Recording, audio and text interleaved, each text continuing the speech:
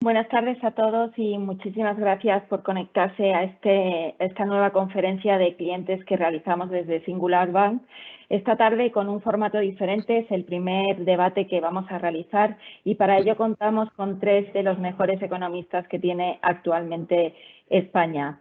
En concreto contamos con Ángel de la Fuente, a quien saludo, que es director ejecutivo de FEDEA, con Raymond Torres, que es director de Coyuntura y Economía Internacional de Funca, y finalmente con Juan Pablo Riesgo, socio responsable de EY Insight y también exsecretario de Estado de Trabajo, ¿no? Es un placer teneros esta tarde aquí con todos nosotros y la secuencia que vamos a llevar a cabo es, primero vamos a analizar con nuestros invitados cuál es el punto de situación de la economía española ante los retos que afrontamos. Ya íbamos arrastrando esas tensiones inflacionistas, una recuperación más retrasada y ahora nos encontramos con esos riesgos e incertidumbres que están en torno a la guerra de Ucrania, ¿no? Más allá de las implicaciones sociales y humanitarias que está reflejando esta guerra. Y seguidamente pues haremos una ronda de preguntas a los invitados para luego darles ya paso a ustedes a través del chat de preguntas para lanzarle esas preguntas a nuestros invitados. Bien, como decía, contamos con tres economistas de referencia en España, grandes conocedores de cómo es la economía española, de sus fortalezas, de sus debilidades, de los retos que afrontamos como país y como sociedad. Y simplemente le doy la palabra en primer lugar a Ángel de la Fuente para que nos dé su opinión de cómo ve la economía española una vez que hemos recuperado la senda de crecimiento tras ese shock inicial de la pandemia en el año 2020 y ante esos riesgos que hemos comentado. Gracias, Ángel. Gracias, Alicia. Si nos ponemos antes de la guerra, quizás sea el sitio lógico para empezar, ¿no? Las cosas en España la verdad es que no pintaban mal a corto plazo, ¿no? El empleo había vuelto a niveles previos a la pandemia, en muchos casos incluso por encima, aunque también es verdad que una parte significativa de esa subida se debe al empleo público, a un aumento fuerte del empleo público. Sin embargo, había problemas, ¿no? O sea, la recuperación de la actividad del PIB iba bastante por detrás de la recuperación del empleo. Y ahí la verdad es que tenemos dudas. Nadie sabe todavía muy bien si eso es que no estamos midiendo bien el PIB o que hay algún problema en ese sentido, ¿no? Que no todo el empleo de alguna forma está generando actividad o ha caído la productividad. Esto está un poco en el aire todavía. Está el tema de la inflación, que ya empezó a repuntar mucho antes de la guerra. Mirando hacia atrás, pues seguramente parte de eso era ya síntoma de la preparación de la guerra, ¿no? Gazprom apretando las tuercas a los clientes europeos y restringiendo la oferta, y esto pues ya se empieza a notar y se traduce muy rápido en una subida del recibo eléctrico que ha sido un shock muy importante para muchas familias y empresas. Luego la crisis del COVID, la verdad es que nos había dejado con secuelas negativas importantes, sobre todo en materia de cuentas públicas. O sea, salíamos de la pandemia con un stock de deuda pública del orden del 120% del PIB, que no es una situación cómoda en absoluto, y con un déficit muy elevado, incluso estructural muy elevado. O sea que las cuentas no estaban en muy buena forma. O sea que, y después pensando hacia adelante, a medio y largo plazo, pues ahí la gran baza era y sigue siendo el plan de recuperación, ¿no? Las inversiones y las reformas comprometidas con la Unión Europea. Las inversiones estaban entrando algo más lentas de lo que seguramente se esperaba al principio, aunque, bueno, la verdad es que tampoco es muy sorprendente, no es fácil tramitar tanto dinero en pocos meses. Y luego el tema de las reformas, que a largo plazo seguramente es más importante todavía que las inversiones para sentar las bases de un crecimiento sostenido, pues ahí hay un poco de todo, pero algunas de las reformas más importantes no están muy bien encaminadas, ¿no? Sobre todo el tema de las pensiones. otras están mejor encaminadas, como puede ser la reforma laboral, aunque ahí también puede haber dudas. El tema de la vivienda, no sabemos, podemos hablar de eso un poco más adelante, ¿no? Pero así como las perspectivas a corto no estaban mal antes de la guerra, pues ya había nubarrones a medio y largo que estaban ahí.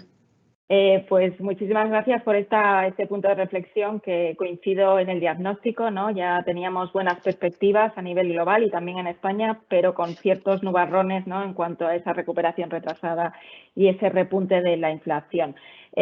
Si os parece, ahora le doy el turno a Raymond, ¿no?, que nos dé esa visión, ¿no?, de cómo veía él los fundamentales, ¿no?, de la economía española, ¿no?, antes de esta guerra que ha roto un poco, ¿no?, las previsiones de crecimiento que teníamos, ¿no?, en el horizonte en este año. Sí, buenas tardes. Gracias, Alicia, por darme la palabra. Efectivamente, bueno, yo coincido básicamente con el diagnóstico que acaba de presentar Ángel y, bueno, creo que podemos identificar tres grandes motores de la recuperación económica que se iba produciendo ya antes de la guerra, ¿no? Uno es el consumo privado.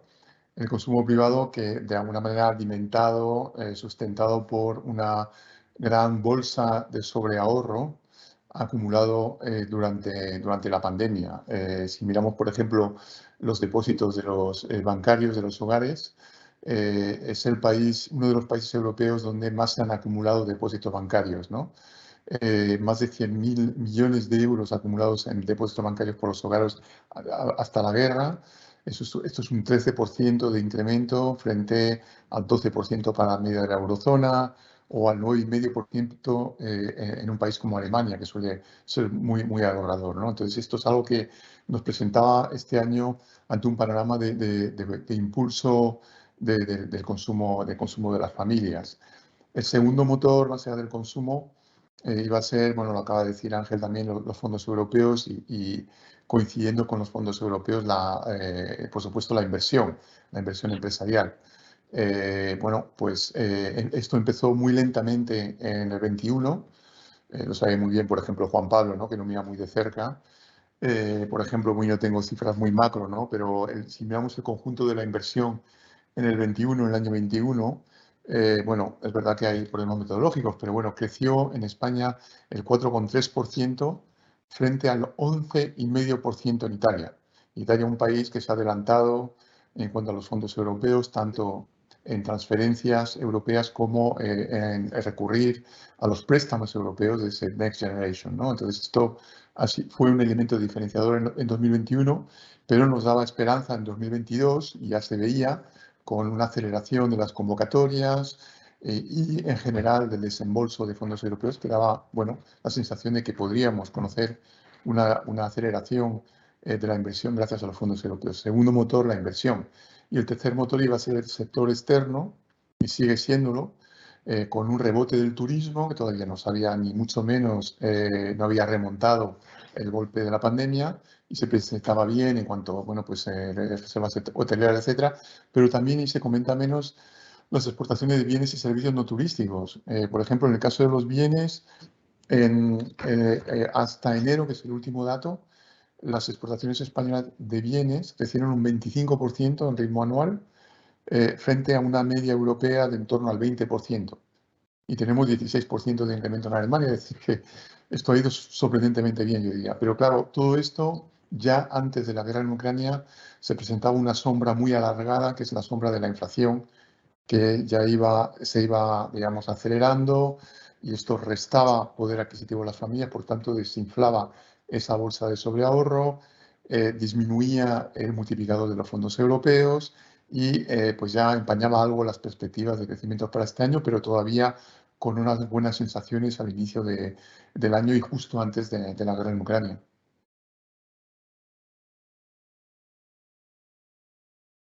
Gracias, Raymond. Coincidís tanto Ángel y tú, ¿no?, en esa primera visión, y ahora nos quedaría ver qué opina Juan Pablo, ¿no?, para ver si en este caso hay un consenso absoluto antes de lanzaros la próxima pregunta, si no solamente coincidís en el diagnóstico, sino también en las perspectivas españolas, ¿no?, de crecimiento en el entorno euro y a nivel global. Gracias, Juan Pablo. Sí, muchas gracias a ti, Alicia, por haber querido contar con EY Insights, conmigo mismo para estar hoy con este ilustre panel de economistas españoles que realmente, pues, como bien dices, en su caso sí que son los mejores, junto también contigo, que creo que pueden aportar una visión importante, ¿no?, de cómo estábamos y de cómo creemos que vamos a estar, ¿no? Yo evidentemente también coincido con su diagnóstico y simplemente lo complemento un poco, aunque sobre la línea yo ya he mencionado por ellos, ¿no? O sea, yo en el fondo creo que estamos en una situación de recuperación económica intensa, pero incompleta y con un creciente, sin embargo, incipiente descontento social impulsado esencialmente por el crecimiento latente de la inflación, pese a los grandes proyectos de inversión y la ilusión que generaba en España y en general en Europa en general el plan de recuperación, transformación y resiliencia, el mecanismo de recuperación y resiliencia. ¿No? Ese es un poco el marco general. Yo coincido con el diagnóstico de Raimon, exactamente un poco en el papel del consumo privado potente, ¿no?, derivado del ahorro latente desde la pandemia, la limitada ejecución de reinversiones y el impulso del sector exterior y también sobre la base del esquema planteado por Ángel, pues destacar, ¿no?, algo que ha destacado él, la importancia del impacto del efecto de desplazamiento del gasto público que ha tenido en las cuentas públicas la pandemia, que ha impulsado al 120% del PIB la deuda pública, limitando así el margen de actuación de las administraciones ante shocks que hemos visto que han venido después. Esto era algo relevante que marcaba el contexto antes de la guerra, como lo era también, y he dicho antes, el rebote del PIB en 2021, que no era más que recuperar parcialmente la gran caída que hubo en el 2020. Recordemos que fue de 2 dígitos, luego todo lo que no fuera acercarnos a esos 2 dígitos era no recuperar, y a día de hoy, de hecho, no esperamos, y ahora veremos en previsiones, recuperar esa situación antes de mediados de 2023.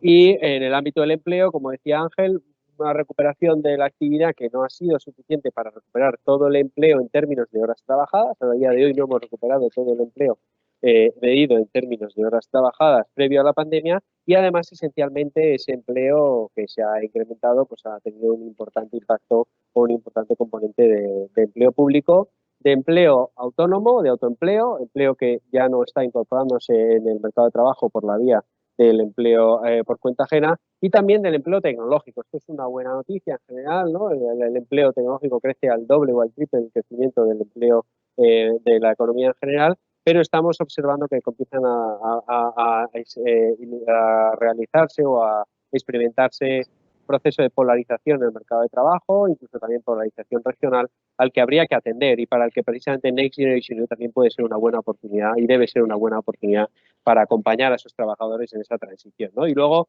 el gran shock, ¿no?, que estamos viviendo ahora y que ya venía latente, que es el que hemos mencionado todos, de la inflación, ¿no? Las restricciones de oferta, de materias primas, de componentes, pues provocó un incremento de los precios que ya antes de la invasión en Ucrania pues estaba en torno del 5%. Ello pues redujo la renta disponible de las familias, y unido a las subidas de cotizaciones sociales, aumento de trabas administrativas y aumento de costes que también han sufrido las empresas, pues ha reducido de alguna manera los márgenes de las empresas no energéticas esencialmente, o ha comprometido al menos su situación para abordar el shock que estamos viviendo ahora, ¿no? Y simplemente por terminar, y en la línea de lo que decía Ángel también antes de hablar del shock actual y de las previsiones a futuro, el lento despliegue del mecanismo de recuperación y resiliencia de España, ¿no?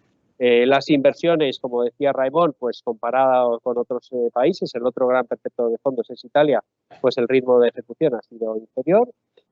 De hecho, para que nos hagamos una idea, el presupuesto general de Estado para 2021 contemplaba 24.000 millones de euros de fondos públicos para ser invertidos efectivamente este año.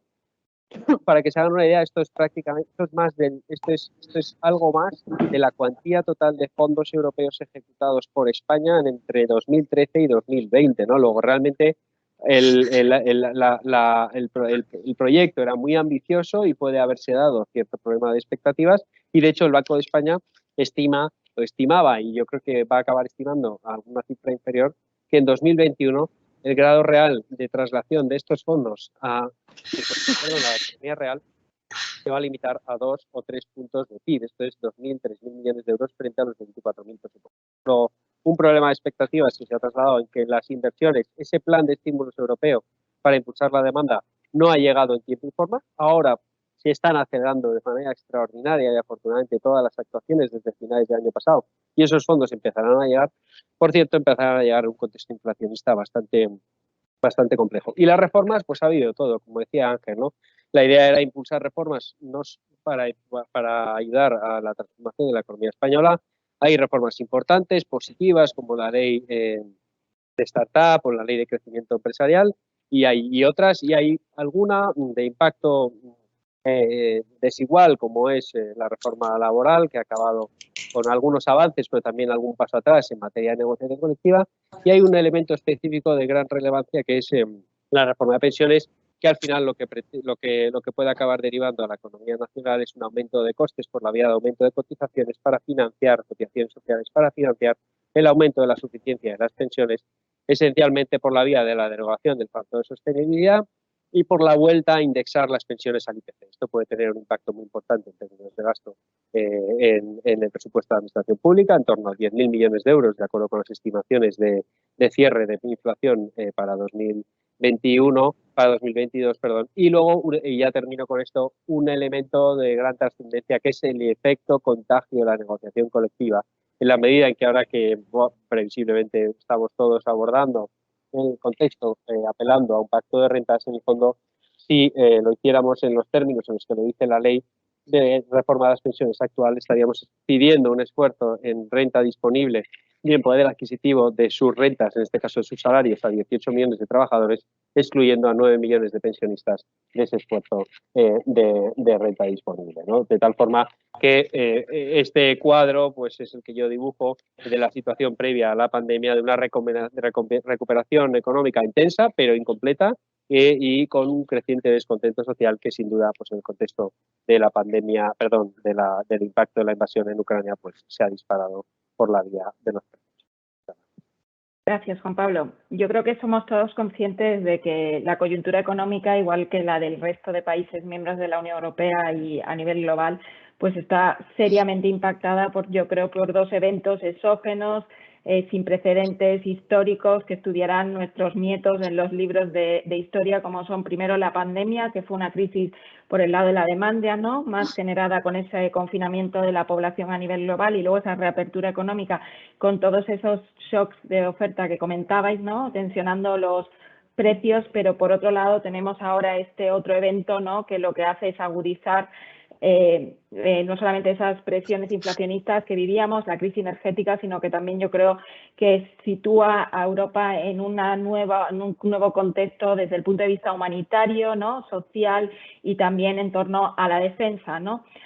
Dicho esto, en esa situación, los primeros datos que hemos conocido, ¿no? Ya de marzo, ¿no? Que ya sí que están empezando a reflejar cuál es el impacto de esta invasión en Ucrania de España, pero también respecto a nuestros países competidores, ¿no? Digo, dentro de la zona euro, lo que sí que hemos visto es que claramente se ha deteriorado más la confianza en España, ¿no?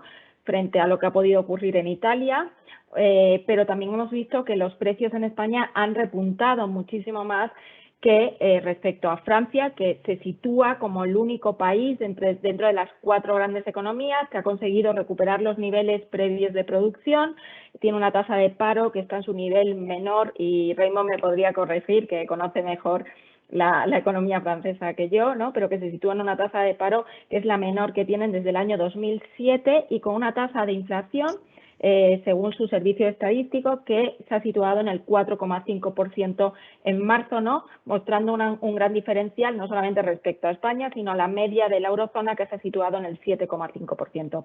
La pregunta que os quiero lanzar, ya que sí que hay un gran consenso en nuestro diagnóstico de cuál es la situación de la economía española, ¿no? Cuáles son las luces y las sombras, ¿no? En esa recuperación que también habéis plasmado los tres.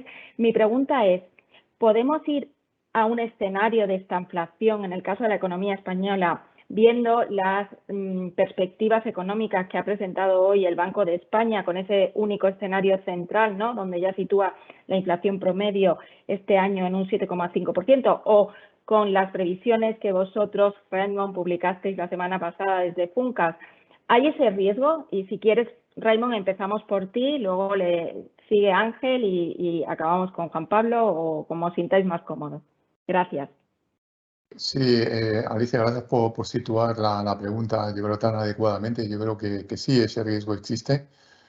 Claramente, yo creo que no es el escenario más probable, pero es un riesgo que se puede materializar. Se puede materializar porque este shock ya asociado a la invasión de Ucrania nos hace daño allí donde teníamos ya una gran debilidad, que es precisamente en el frente de la inflación. En su doble vertiente de la inflación, por una parte, por el impacto que tiene negativo sobre la capacidad de compra de los hogares, y por tanto lo que está es, digamos, aminorando eso que esperábamos de crecimiento del consumo, utilización del sobreahorro para alimentar la recuperación, el rebote de la economía.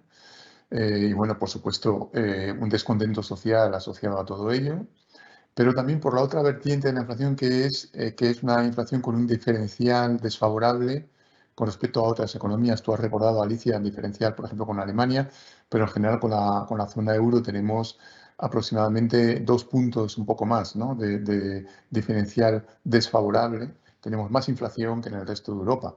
Y solamente Holanda y los países bálticos tienen una inflación superior a la nuestra en este momento.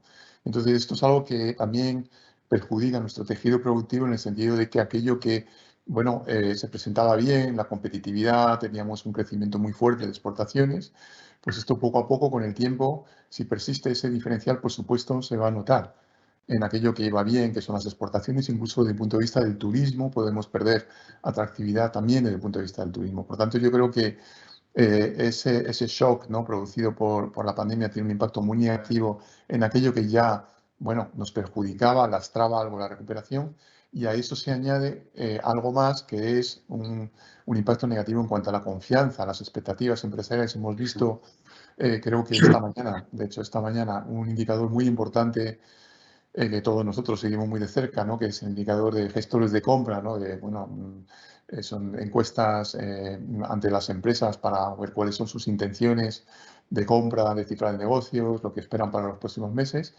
y hemos visto un resultado negativo en cuanto a la confianza, las expectativas empresariales para los próximos meses. Hemos visto algo también que yo creo que es especialmente negativo, y es que cuando los cuellos de botella se empezaban a suavizar en enero y febrero, bueno, poco a poco se iba reorganizando el comercio internacional, llegaban las mercancías, etcétera. Bueno, pues ahora con la guerra, por supuesto, esto otra vez, bueno, se deteriora, y hemos visto un empeoramiento muy pronunciado de la llegada de suministros, también por la huelga de transportistas. Entonces, esto puede ser algo puntual, pero también yo creo a nivel internacional, ¿no?, de lo que esperamos de otros países, de suministros que esperamos de otros países. Esto es algo que pues también viene a reducir esa fuerza de la recuperación que esperamos para este año, y además complica enormemente la gestión de los fondos europeos, porque con tanta inflación, bueno, pues hay que priorizar los proyectos para evitar que ese gasto, bueno, pues se pierda en más inflación, ¿no? Y yo creo que es algo muy negativo. Y aparte de la inflación y el choque de confianza, pues además esto, bueno, complica el margen de maniobra, no solamente de la política fiscal, como han dicho Ángel y Juan Pablo, pero también de la política monetaria, porque el Banco Central Europeo, bueno, pues no puede mantener tipos en negativo con una inflación, incluso una inflación subyacente, que ya está a nivel europeo en el 3%. Es decir, que es algo que es incoherente. Esto podría tener malas consecuencias, y de alguna manera de perpetuar esa tensión entre inflación y tipos negativos podría tener consecuencias peores, contraproducentes a medio plazo, y es seguramente mejor actuar pronto, pero el Banco Central Europeo lo tiene que hacer sin provocar que descarrile la economía, ya en un momento muy difícil. Entonces, ese dilema entre contener las expectativas de inflación, pero por otra parte mantener el crecimiento, lo que quede en la economía, es algo muy complejo para el BCE, y que va a condicionar nuestra senda de recuperación, ciertamente. Por tanto, yo creo que sí, estamos ante un riesgo de esta inflación. Todavía no es el escenario más probable porque no hay una ruptura total, digamos, en los mercados energéticos a nivel mundial y por tanto podemos esperar, digamos, una inflación alta, pero que podría alcanzar un pico en los próximos 2 meses y poco a poco ir descendiendo, que es el escenario también que contempla el Banco de España. Pero, por supuesto, si empeorara ese escenario energético, podríamos conocer una recesión en países como Alemania, muy expuestos al suministro ruso y, bueno, pues también indirectamente un parón de nuestra actividad en España. Gracias, Raimon. Pues si os parece, pues le pedimos la opinión a Ángel, ¿no? Al respecto, si ve ese escenario de esta inflación o no en el caso de la economía española. Sí, el riesgo está ahí. La verdad es que el shock de oferta que ha supuesto la invasión de Ucrania es un shock brutal. Cogiendo los datos de la contabilidad trimestral de Eurostat del último trimestre del año pasado, este todavía no se conoce, el deflactor de las importaciones, tanto en España como en el conjunto de la Unión Europea, ha aumentado a un ritmo interanual de casi un 20%. O sea que en promedio lo que compramos es un 20% más caro.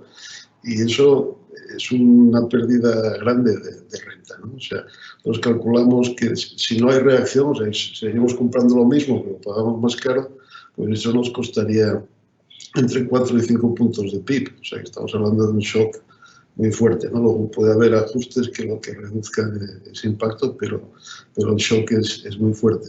Entonces, ante esa pérdida de riqueza, pues la gente suele reaccionar tratando de pasárselo al vecino, ¿no? O sea, lo que compro es más caro, pues entonces voy a subir mis precios y así se lo traslado al siguiente. Y por ahí hay un riesgo grande de una inflación, de una espiral de precios y salarios, que es lo que daría lugar a esta inflación que tememos porque la hemos visto en los años 70 y sabemos que es muy mala cosa, ¿no? Entonces, bueno, hay que intentar que esto no vaya por ahí y efectivamente hay que buscar un pacto de rentas que no es sencillo y tiene que ser un pacto de rentas amplio. O sea, tienen que estar los pensionistas, como decía antes Juan Pablo, si no vamos mal, tienen que estar los empleados públicos y tienen que estar las empresas y los sindicatos, ¿no? Que además tendrán que asumir una parte de esa pérdida de renta, buscando que sea un reparto más o menos equitativo y ayudando a los más damnificados en primera instancia, ¿no? O sea, el shock pues, para los transportistas, los agricultores, de esas subidas de los inputs, de los costes de producción, pues eso básicamente en algunos casos les obligaría a parar, pues serían incapaces de cubrir los costes variables. O sea que hay que permitir que ellos recuperen algo de margen, que los demás asumir esa pérdida, pero si no somos capaces de hacerlo bien, pues el peligro de esta inflación está muy presente.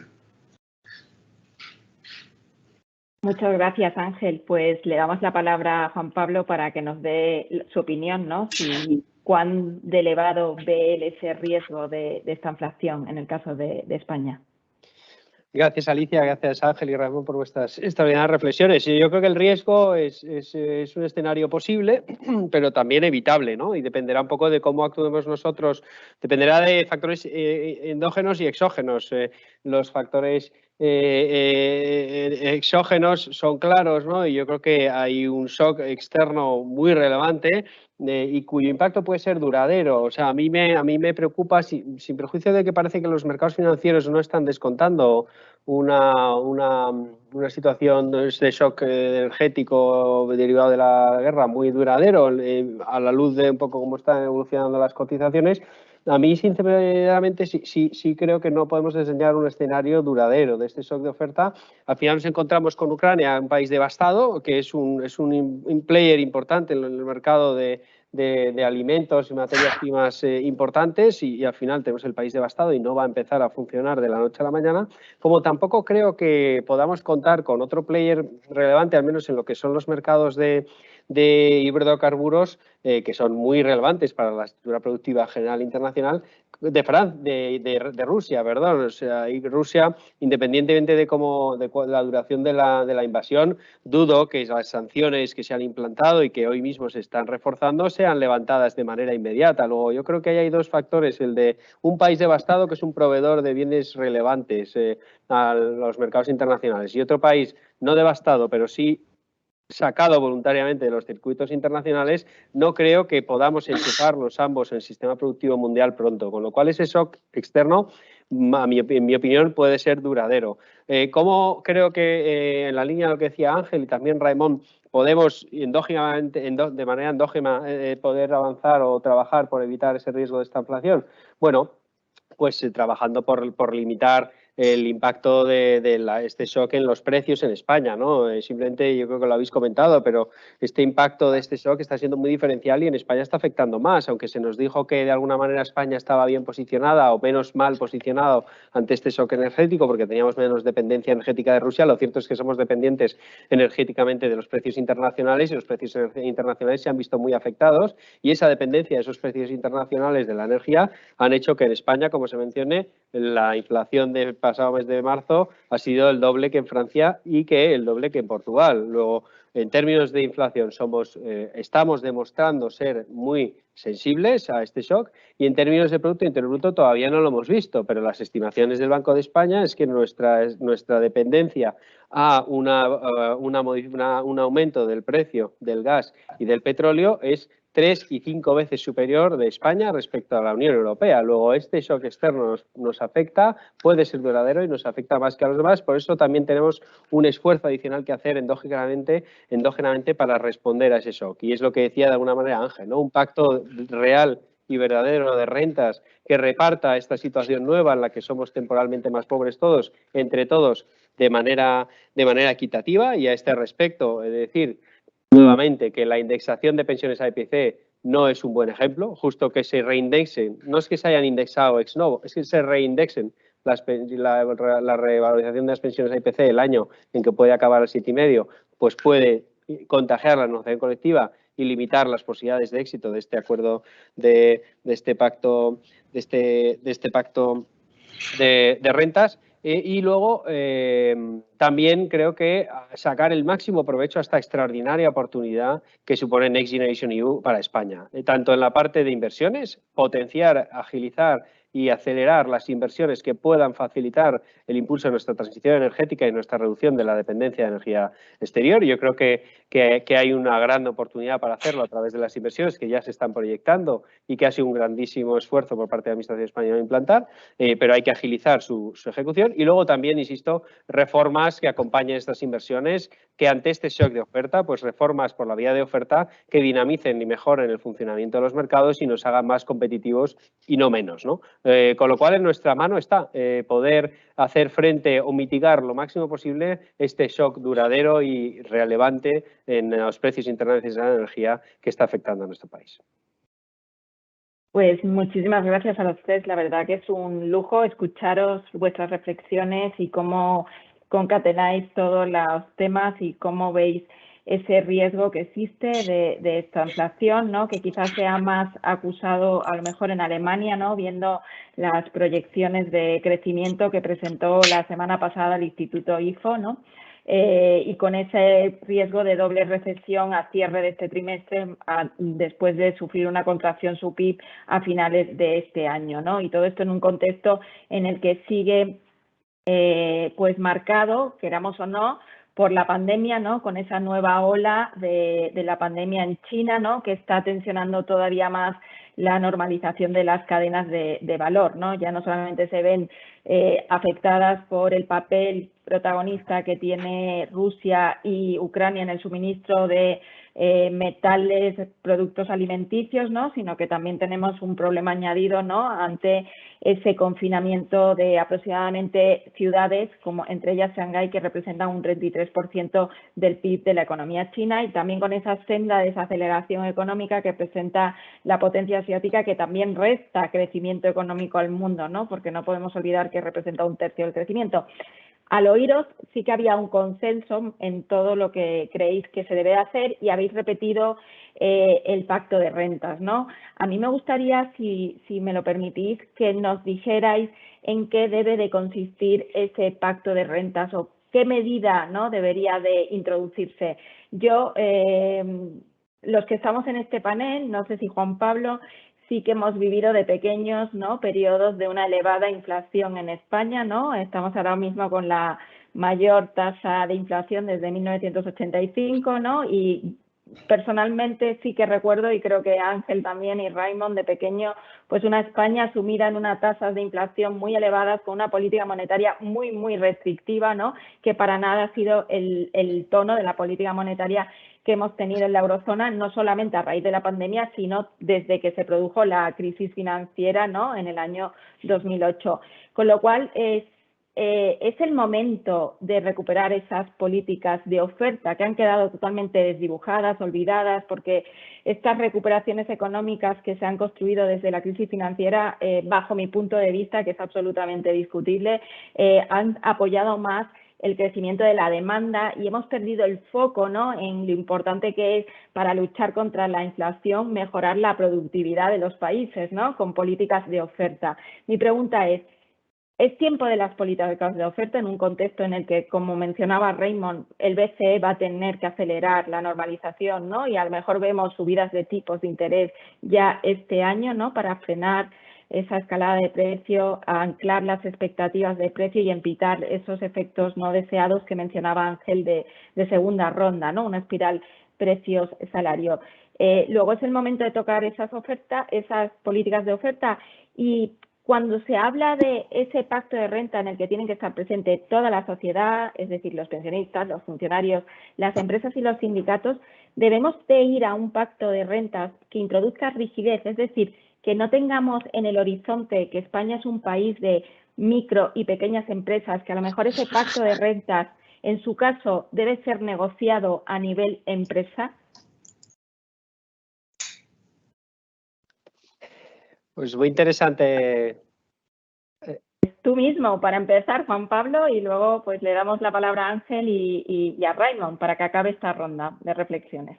Yo espero ser breve. Muy interesante planteamiento, ¿no? Alicia, la verdad es que lo introduces con brillantez. Yo creo que es un momento, bueno, por contestar tu pregunta de ¿es momento de pactos de oferta, de políticas de oferta? Yo creo que sin duda, pero no hay necesidad de que solo de oferta. Yo creo que podemos permitirnos, pese al gran impacto del efecto de desplazamiento del gasto público y tener la deuda pública al 120%, lo cierto es que al menos de momento tenemos este mecanismo de recuperación y resiliencia que aporta 70.000 millones de euros de transferencias no reembolsables a España, que es una extraordinaria oportunidad para acompañar esas reformas de oferta necesarias, imprescindibles, diría yo, por un ambicioso y bien planteado plan de inversiones que nos haga más competitivos e impulse nuestra transformación digital, energética y de capacidades, ¿no? Luego yo diría que sí, pero también hay una buena ocasión de impulsar políticas de demanda bien orientadas, ¿no? Simplemente por ampliar un poco el concepto de pacto de rentas, yo en el fondo creo que la situación que ya veníamos arrastrando, bueno, casi diría de salida de la crisis anterior, pero ya con la crisis del COVID y con este shock externo, requiere claramente no específicamente de un pacto de rentas, que también, sino de realmente un gran acuerdo nacional, institucional, político, económico y social. O sea, ciertamente creo que estamos en una situación que requiere grandes acuerdos que den certidumbre, den estabilidad y den seguridad jurídica, ¿no? Y evidentemente desde ese acuerdo pues tendría, a mi opinión, que haber dos fases, ¿no? Más para medidas en el corto plazo de respuesta a este shock concreto de oferta de la guerra, y otras más de medio y largo plazo para impulsar la transformación y mejorar la competitividad del país, ¿no? Y en el corto plazo ya lo hemos hablado. Yo empezaría dando ejemplos, sinceramente, y creo que si vamos a pedir un esfuerzo a la sociedad, a todos los colectivos que hemos mencionado, que no excluiría a ninguno, pero sí intentaría que fuera selectivo, creo que también la Administración tiene que empezar dando ejemplo, ¿no? Y si bien es cierto que probablemente el impacto inicialmente sea limitado, pero un ejemplo en reducción de gasto improductivo creo que es una buena primera fase para abrir ese debate, y ahora vamos a hacer todos los demás un esfuerzo adicional, ¿no? Adicionalmente, referente a este pacto de rentas, que en el ámbito de los trabajadores, sin duda yo creo que habría margen para dar indicaciones a la negociación colectiva para que fueran los diferentes convenios sectoriales, incluso de empresa, quienes con unas recomendaciones pudieran adaptar esa recomendación general a su situación. Más allá de ese pacto de rentas, de todo este acuerdo y vinculado al corto plazo, pues ayudas selectivas y temporales a las familias y a las empresas y sectores más afectados. Y una corrección, de alguna manera, que venimos de un shock de precios que está afectando y que proviene del mercado energético. Bueno, pues yo creo que hay que trabajar sobre el mercado energético con la corrección de los fallos de mercados que estamos atendiendo, que estamos viendo, ¿no? Que están modificando y están afectando a los precios del gas esencialmente y de la electricidad, temporal y transparente. O sea, establecer un mecanismo de corrección de esos fallos de mercado. O sea, hay un fallo de mercado y yo creo que habilita la actuación del sector público, pero evidentemente hay que velar porque esa actuación sea temporal y sea transparente también, que sepamos qué nos cuesta y quién va a recibir el coste de ese ajuste, ¿no? Eso en términos de corto plazo. Y de largo plazo, y termino ya, insisto, creo que el Plan de Recuperación, Transformación y Resiliencia, con la agenda de reformas e inversiones para los próximos 6 años y con la ocasión de que tenemos este año, que ahora en los próximos meses se van a pedir 70.000 millones de euros nuevos de préstamos para completar hasta 140.000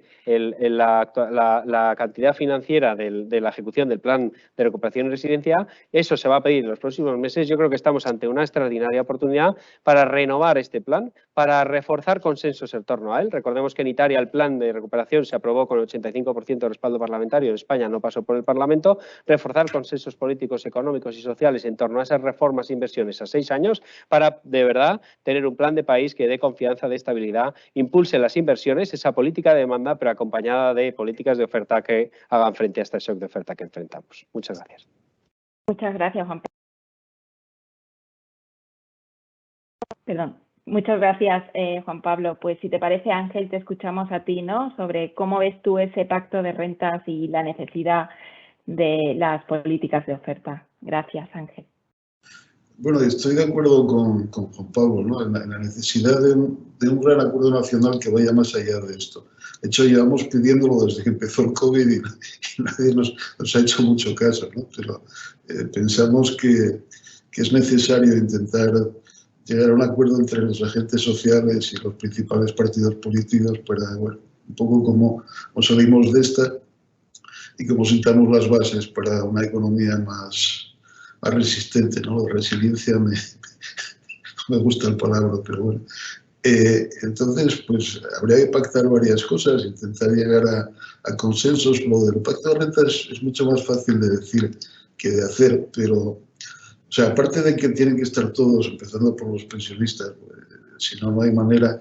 El diablo está en los detalles, ¿no? O sea, necesitamos que haya una cierta moderación salarial en los próximos años, pero con la expectativa de recuperar después, porque esperemos que los precios energéticos, aunque no vuelvan a bajar a donde estaban, pues se vaya suavizando la cosa, y tenemos que permitir que los precios relativos de alguna manera recojan el shock, o sea, los productos más intensivos en energía pues tendrán que subir precios, si no habrá que cerrar sectores completos y los menos intensivos pues tendrán que tener una contención mayor de precios. Esto es muy difícil de articular en detalle, pero bueno, se pueden fijar guidelines, orientaciones e intentar ir en esa línea.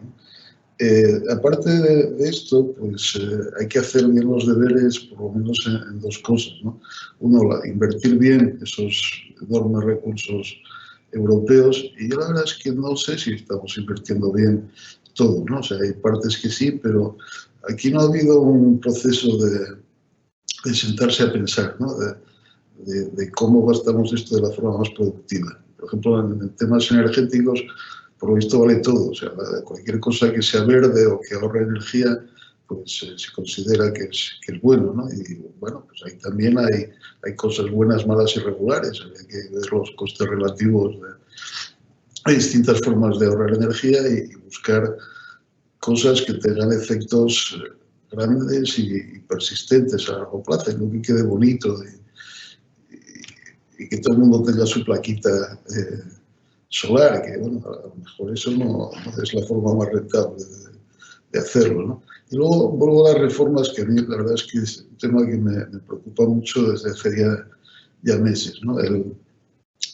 Tenemos una oportunidad de hacer cambios muy importantes estructurales y además tenemos la obligación, porque hemos firmado un contrato con la Unión Europea y nos obliga, pero no vale cualquier cosa, o sea, no es hacer una reforma de pensiones, no, hacer una reforma de pensiones buena. La que tenemos planteada no es que sea no buena, es que es muy mala. Entonces, bueno, habría que ser un poco más críticos.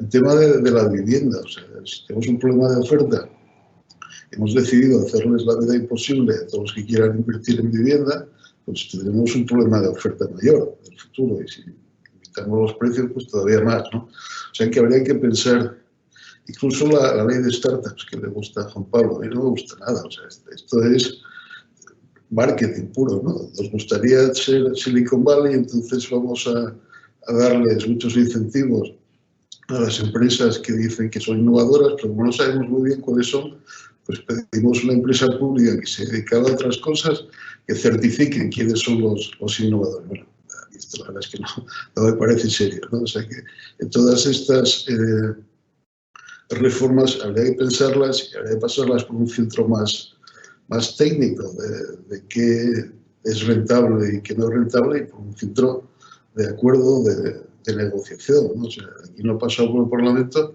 y no ha habido una negociación política con los partidos de la oposición sobre qué hacemos con estos recursos. Y esto no es buena idea en una situación como la que tenemos ahora.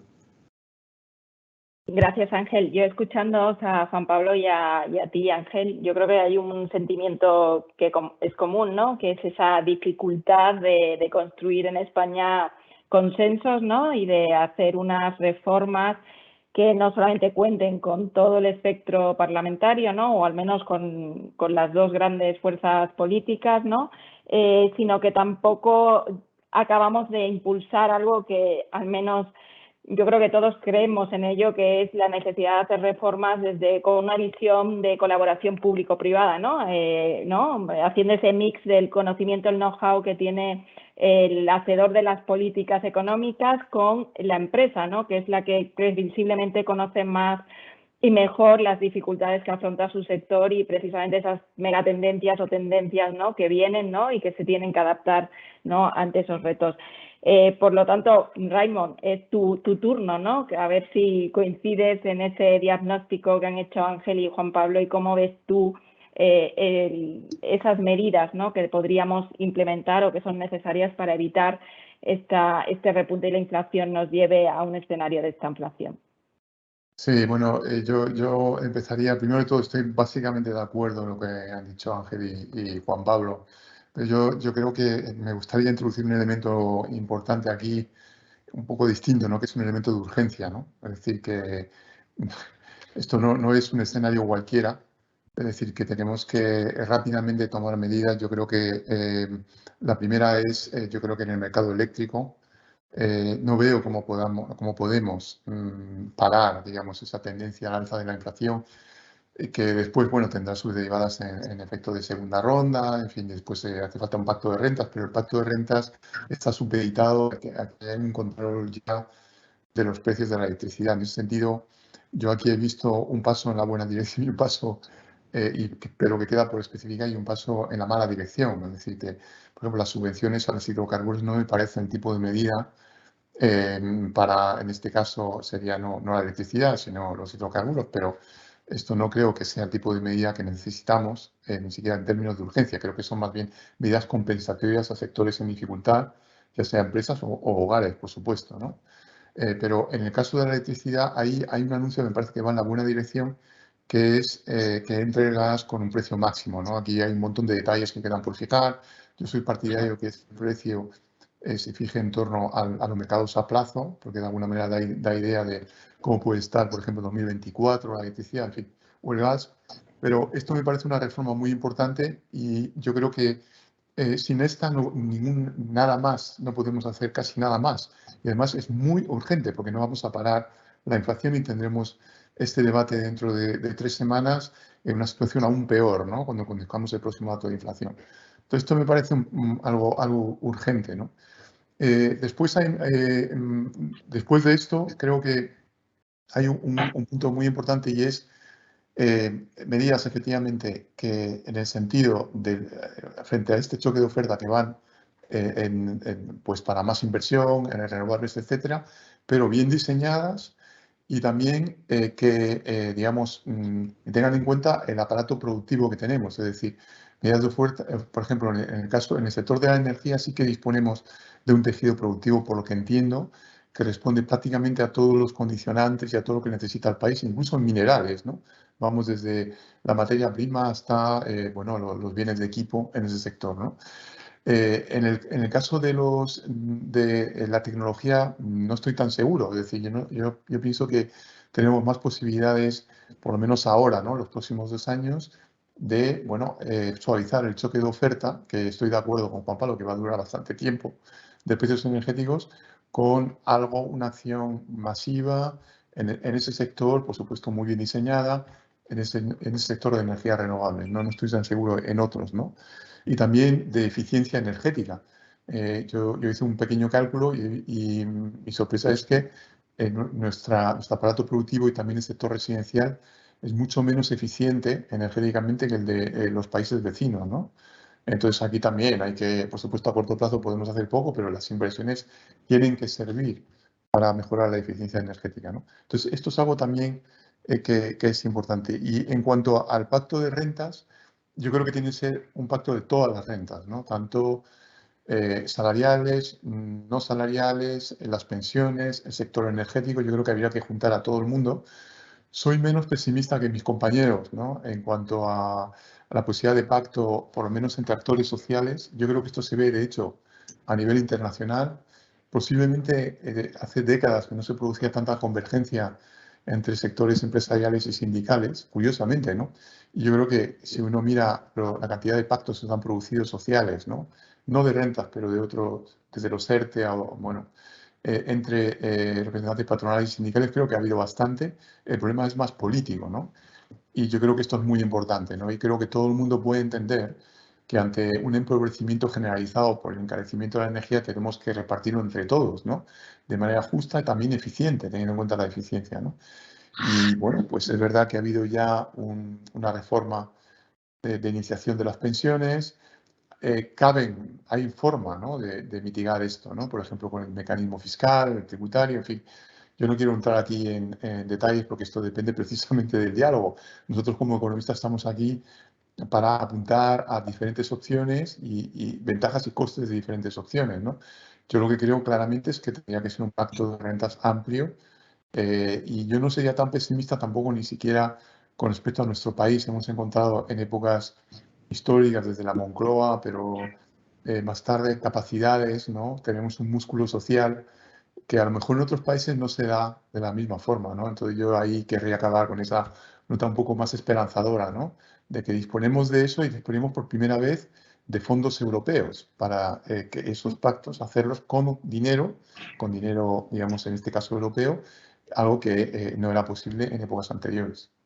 Yo, después de esta ronda, yo también creo en esa visión, ¿no? Que señalaba Raymond. Yo creo que los acontecimientos históricos, como hemos vivido la pandemia, incluso estas circunstancias, ¿no? De la guerra de Ucrania, yo creo que son catalizadores para construir un periodo, ¿no? de progreso y en el que pongamos todos el foco en lo que realmente es importante para construir país, ¿no? Que es hacer cosas en común, ¿no? Y cuidar lo común, ¿no? Yo creo que es ese estado de bienestar, ese tejido empresarial que tenemos, que es maravilloso, ¿no? Y mucho más productivo y competitivo las grandes empresas de nuestro país respecto a las alemanas. Otra cosa es que tengamos todavía pocas, ¿no? Y haya que aumentar la clase media de nuestro tejido empresarial, igual que hay que fortalecer y hacer que la clase media, ¿no? Que es un catalizador también del crecimiento de los países, pues sufran la menor erosión posible, ¿no? De sus rentas y de su riqueza, ¿no? Pero dicho lo cual, hilando con lo común, me gustaría lanzaros 2 preguntas que hay aquí. por parte de las personas que están conectadas a este debate y va muy ligada a ese concepto de crear cosas en común, de tejer consensos. Y la primera es si realmente en Europa, lo mencionabais, ¿no? Esto yo creo que es un hito, ¿no?, hacia el proyecto, impulsar el proyecto europeo. Lo hemos visto con la pandemia, lo estamos viendo con la guerra, ¿no?, con esta nueva decisión, la quinta ronda de sanciones, ¿no?, que han adoptado los 27 países en común frente a Rusia. Si realmente se está trabajando en realizar un plan energético estratégico regional que pueda suplir a corto plazo el consumo de combustibles fósiles y al mismo lugar, pasando de la energía a algo que está faltando también en las cadenas de valor, que son esos microchips, ¿no?, los semiconductores. Si tiene sentido que España lance un PERTE de 11.000 millones en solitario y no deberíamos de estar construyéndolo de forma común en la Unión Europea y no fragmentada, ¿no?, con diferentes proyectos que están presentando no solamente España, sino también Italia y Francia. No sé quién quiere responder. Yo, si me permites, Alicia, y mis compañeros Ángel y Raimon, abordo rápidamente mi visión de estas preguntas y añado un tema que es justo como estaba acabando Raimon y Alicia, y estoy convencido que Ángel también. Yo he tratado de ilustrar o de trasladar mi visión sobre lo que ha ocurrido hasta ahora en este periodo de últimos 2 años, pero estoy esperanzado respecto a lo que pueda pasar, sinceramente, además con cierta evidencia, pues diferentes conozco cómo están yendo las conversaciones en el marco del diálogo social y es muy difícil, pero estoy desde luego tengo confianza en que los interlocutores sociales, gobierno y en este caso también pues la oposición, creo que quizás se abre un momento más también de esperanza en ese ámbito, podamos tomar el toro por los cuernos y abordar el reto que tenemos como país. Y mi experiencia personal, y perdón que la cuente, en una situación crítica que hemos vivido España hace 10 años, yo recuerdo en mi época del Ministerio, los interlocutores sociales adoptaron un acuerdo de rentas muy relevante en el año 2012 que contuvo los salarios, hubo moderación salarial, hubo un reparto de alguna manera de la evolución de la riqueza en el año o de la evolución de la recesión en aquel momento, y eso fue la base que luego dio frutos en 5 años consecutivos de creación de 500.000 de empleos. Lo hemos vivido antes y yo creo que lo podemos vivir ahora. Yo sí estoy esperanzado, hay bases para que eso se produzca y creo que Next Generation EU es una gran oportunidad para acompañar con recursos además a esas decisiones más de oferta y de reformas, ¿no? En relación con el tema de Europa y el plan de reducción de combustibles fósiles, yo simplemente creo que esta invasión rusa de Ucrania pues tiene consecuencias terribles humanitarias, sociales y económicas, algunas de ellas irreversibles, pero tiene un impacto yo creo que muy bueno en ámbito geopolítico, geoestratégico y político, ¿no?, que es el impulso a la integración de la política económica, de defensa y energética europea. Yo creo que de verdad le hemos visto las orejas al lobo y vamos a corregir errores que se han venido tomando en la política energética europea desde hace tiempo, y creo que sí vamos a avanzar en la línea adecuada, probablemente no lo rápido que requiramos para salir de esta rápido, pero sí creo que se van a tomar decisiones para reducir nuestra dependencia energética, y el programa que se presentaron hace 2 semanas por parte de la Comisión Europea es un buen ejemplo de ello, aunque habrá que hacer más pasos. Y luego, respecto al PERTE de semiconductores que anunció ayer el presidente de Gobierno, vamos, yo creo que simplemente por enfocarlo en la pregunta que hacen, no tengo evidencias ni constancia de que no haya esa coordinación con el resto de países europeos. Es más, hay ciertos indicios de que este PERTE de semiconductores podría tener relación con algunos proyectos globales a nivel europeo, con otros países, en el que tendría sin duda, tal y como usted hace la pregunta, con todo el sentido, mucho más sentido que se hiciera. Yo en este momento no tengo evidencias de que no vaya alineado con otros planes. Es más, sí tengo algún indicio de que me hace pensar que sí que se está tratando de hacer una acción concertada con otros países que están en los técnicos. Gracias. Pues no sé si Ángel o Raimon quieren decir algo al respecto antes de lanzar la última pregunta y cerrar el debate. Sí, una cosa, el tema de la política energética en la nueva situación, yo creo que hay un elemento importante que deberíamos repensar, que es qué hacer con las nucleares. Que seguramente extender la vida útil de las nucleares y quizá en el caso de Alemania recuperar las que estén todavía en posible uso, pues en la situación actual pues sería seguramente una buena idea. Se tarda bastante en construir una central nueva, o sea, quizá esa no es la vía, salvo que esto se prolongue muchísimo, pero estirar un poco más las que tenemos, pues seguramente sería parte de la solución, ¿no? Para atravesar estos próximos años que tenemos por delante. Manteniendo los objetivos de descarbonización y cuando se pueda también acabar con las nucleares. O sea, no emiten, pero tienen otro riesgo. Así que bueno. Pues gracias, Ángel. Raymond, sí. Sí, quería agradecer también la pregunta, ¿no? Que me parece muy relevante y muy pertinente, ¿no? Porque yo creo que va al centro del problema, ¿no?, que hemos tenido en Europa, y es que bueno, geopolíticamente hemos cometido un error, ¿no?, descuidando nuestra seguridad en general y en especial la seguridad energética y tecnológica, ¿no? Entonces yo creo que las dos preguntas de esta persona yo creo que van bien encaminadas, ¿no?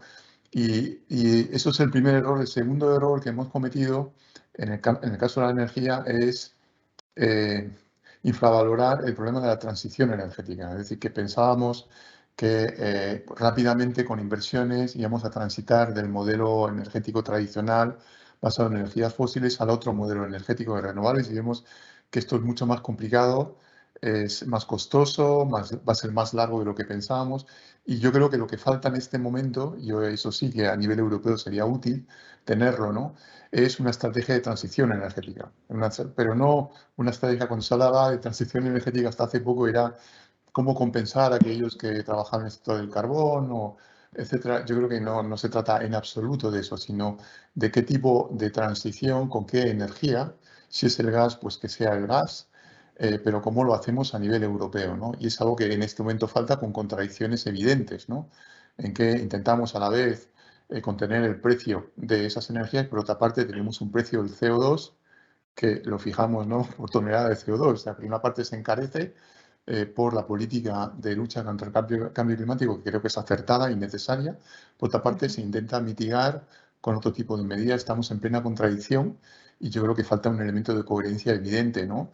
Estamos con medidas un poco de corto plazo que son necesarias. Mencionaba una antes en el ámbito de la electricidad, pero yo creo que hace falta algo mucho más estratégico y que tiene que ver con una estrategia de transición energética. Pues gracias a los tres. Y ya para finalizar y de forma muy rápida, nos preguntan también si una de las barreras a la hora de implementar esos planes de Next Generation EU está en torno a que tenemos una regulación y una administración poco eficiente. Si eso es otra barrera. Sin duda, la gestión administrativa de estos fondos, que como os digo, España va a recibir 4 veces más fondos europeos que en el anterior periodo de programación, y la administración no es ni 4 veces más grande ni 4 veces más eficiente, es todo un reto. Los procesos administrativos se pueden mejorar, se pueden agilizar, se puede poner digitalización, pero al final todos querremos que haya publicidad, concurrencia, transparencia y que no haya fraude, con lo cual es difícil avanzar mucho en ese ámbito, pero se está avanzando y seguro que se puede avanzar más. Y luego hay otro ámbito donde se puede mejorar, que es en la planificación de las actuaciones, ¿no? Y me explico. Si en vez de sacar actuaciones de convocatorias de ayudas, de subvenciones de 3.000 euros a determinadas empresas para determinada situación, o licitaciones de contratos bajos para actuaciones limitadas, sacamos grandes proyectos que podrían financiar inversiones en capital humano, como puede ser ayudar a la creación de empleo joven y financiar parte del coste laboral que tiene un contrato de formación y aprendizaje, o ayudar a la aportación empresarial a la constitución de cuentas individuales de capitalización que acompañan al trabajador a lo largo de toda su vida laboral y acaben reforzando la suficiencia de su pensión. Si hiciéramos grandes actuaciones que puedan ser impulsadas por los propios organismos públicos para ayudar a ese tejido productivo, estaríamos en disposición de invertir muchos más fondos y mucho más rápido, y tendríamos igualmente la dificultad de gestión administrativa de las convocatorias y licitaciones, pero no orientaríamos todas las inversiones en ese sentido. Tendríamos otras vías de invertir y de igual o mayor eficacia y desde luego mucho más ágilmente, ¿no? Entonces, hay dificultades, pero también que se están subsanando, pero creo que hay que idear nuevos proyectos y nuevas formas de canalizarlo, como por ejemplo estos ejemplos que he dado, que además sé que son elegibles porque son inversiones en capital humano y de la Comisión Europea podría aceptarlas como elegibles para invertir con estos fondos. Pues gracias, Juan Pablo, y gracias nuevamente a todos los que han decidido esta tarde compartir con nosotros este debate que vamos a concluir porque ya hemos pasado 4 minutos y nos gusta ser puntuales tanto por el tiempo de los que están conectados como los de nuestros panelistas. Agradeceros a los tres haber compartido esta hora con nosotros, emplazaros si puedo abusar de la confianza para repasar cuál es el estado de la economía cuando ya nos estemos acercando al final de este año para ver realmente qué es lo que ha ocurrido, ¿no? Cómo se han subsanado esas cosas, los problemas que actualmente tiene la economía española y también lanzar una señal de optimismo, como habéis intentado los tres, que yo firmemente creo en eso, que al final estos periodos son periodos de riesgos, pero también son los periodos en el que se crea y se construye más progreso si cabe, como hemos vivido en otras etapas complicadas de nuestro país, como fue la transición democrática de España. Con lo cual, muchísimas gracias a todos y hasta pronto. Muchas gracias. Gracias. Gracias. Placer. Hasta luego. Hasta luego.